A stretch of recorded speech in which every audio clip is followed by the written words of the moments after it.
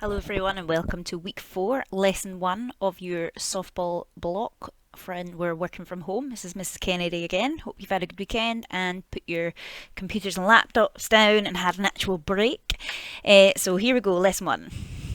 So outline of the week ahead. We are going to be looking at and engaging in our development approaches for the mental, emotional and social factors for softball. We will cover the theory of this in the following order. We're going to be analysing these development approaches. We're going to be taking part in these development approaches.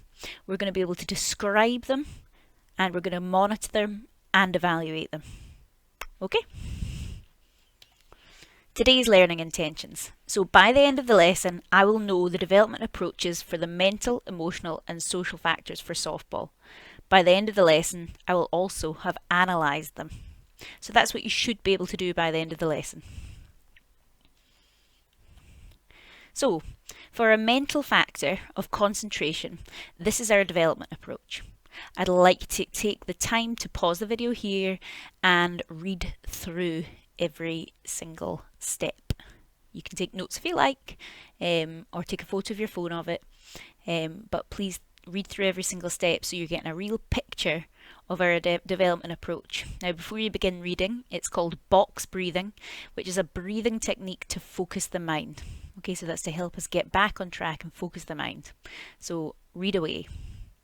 Pause the video here.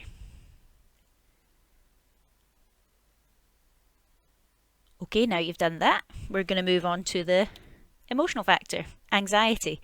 How are we going to improve our anxiety? Well, the development approach that we're going to take is called centering.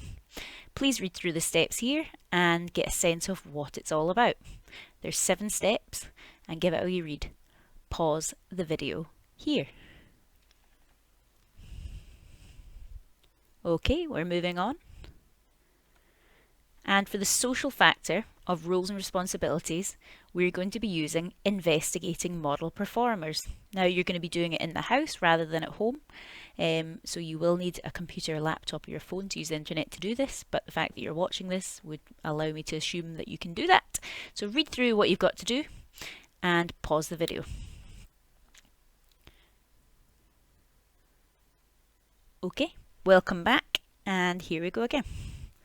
So now we're going to look at analysing them. Now obviously you can go back in the video to look at them and read through them again. If you're thinking, what am I analysing? I've forgotten already. Go back in the video to use them. So I would like you to analyse box breathing, centering, investigating model performers. Now you will be able to analyse them because analysing is looking at something before you've used it and deciding whether it's a good or a bad approach. So we haven't used them yet, so you're going to be writing in pretense, which is what the analyse is asking us to do. So you're going to break them down into parts.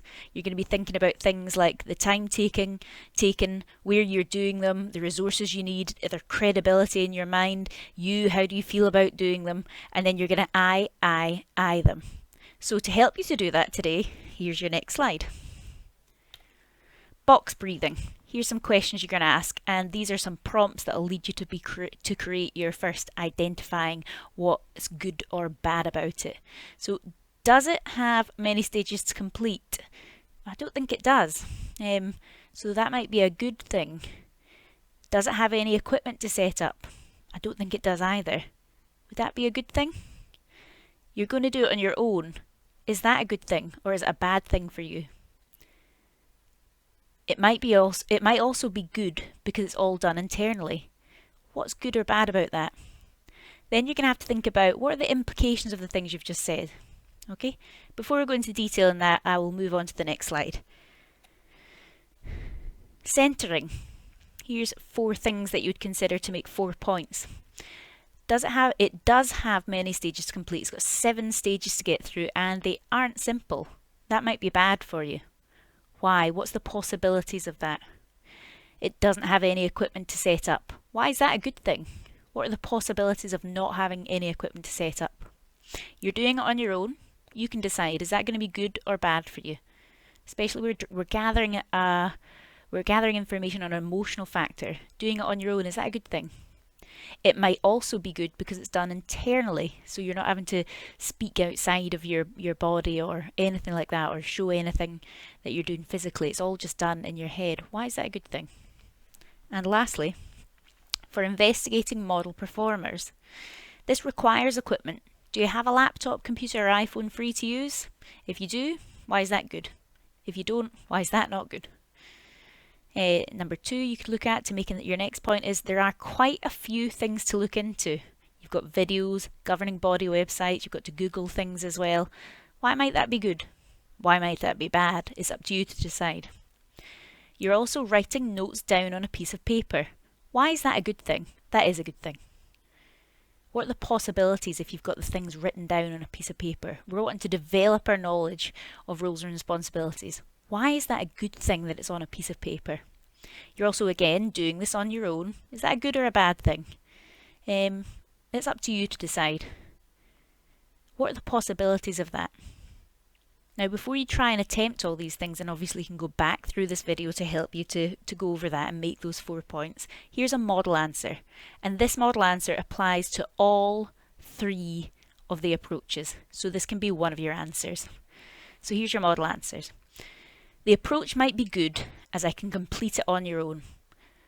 So all of your approaches that we're taking part in today, your box breathing, your investigating model performers, your centering for anxiety, they can all be done on your own. The implications of that is you shouldn't get easily distracted by anyone else. The impact of that is meaning I am more likely to do it with full concentration and have success. So that's one analyse answer for all of your 3 approaches.